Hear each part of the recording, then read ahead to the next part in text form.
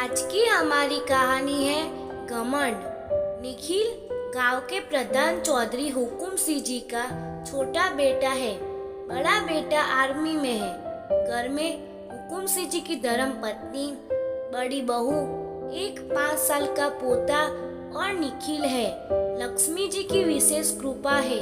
प्रधान जी पर खूब खेती जमीन, भगवान का दिया इतना है कि 7 पुश्ते भी बैठकर खा सकती है।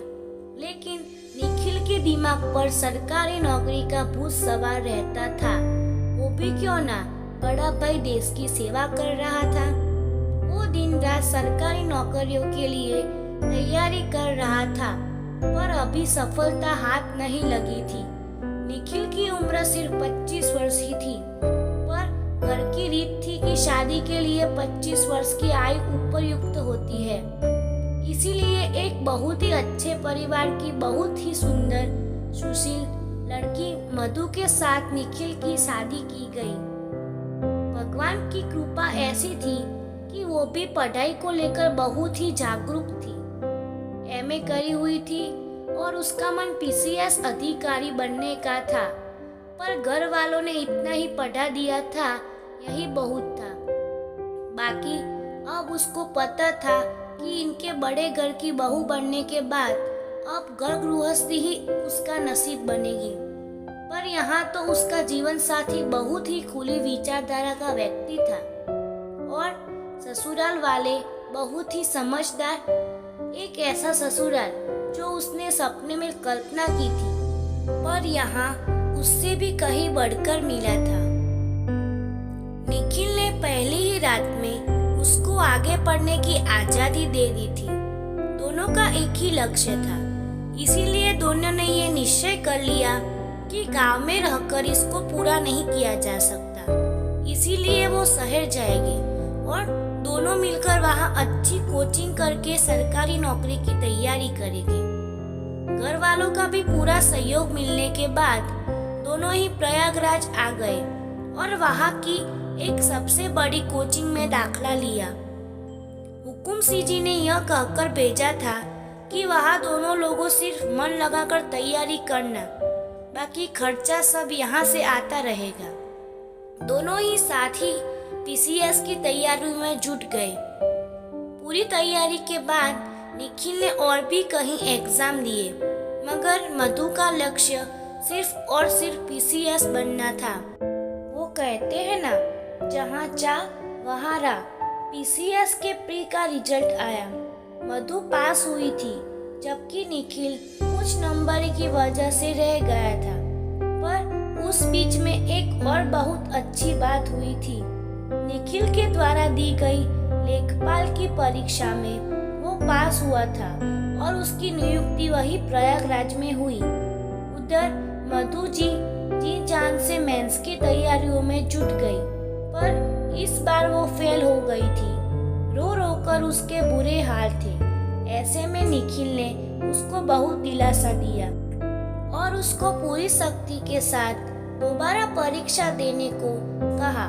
दूसरी बार भी मेंस में वो सफल ना हो पाई। इसी बीच 3 साल निकल चुके थे। निखिल ने अपनी मेहनत के दम पर बहुत अच्छी पहचान बनाई।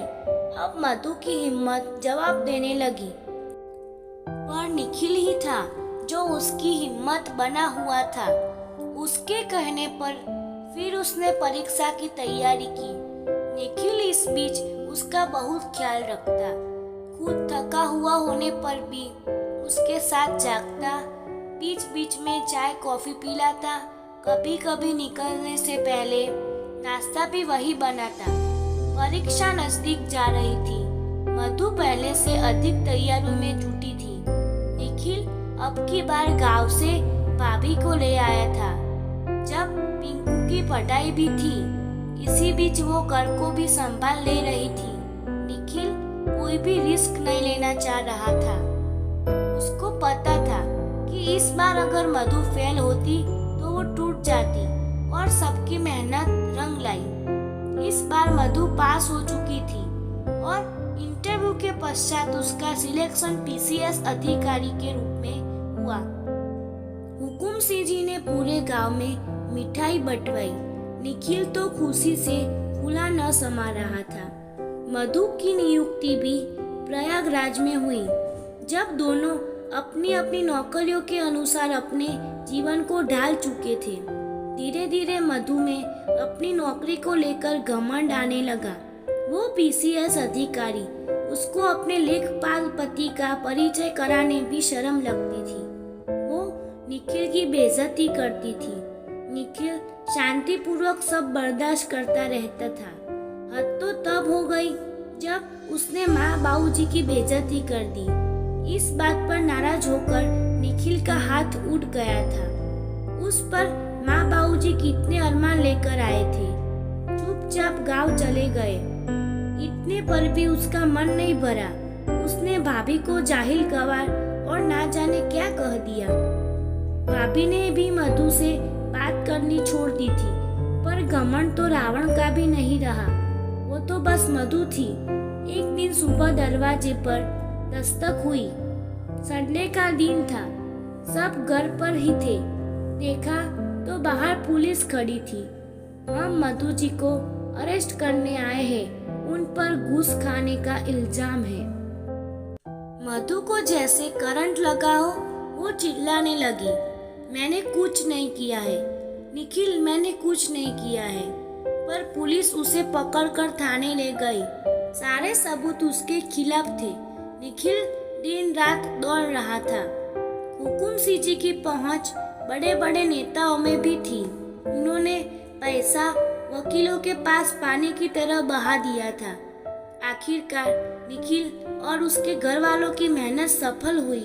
मधु निर्दोष साबित हुई, पर अपनी नासमझी के कारण, गलत पेपर्स को बिना पढ़े साइन करने के कारण उसका घर पकड़ किया गया था। जब वो कोर्ट से बाहर निकली, माँ बाबूजी उसका इंतजार कर रहे थे। निखिल गाड़ी लेकर आया और सब घर आ चुके थे।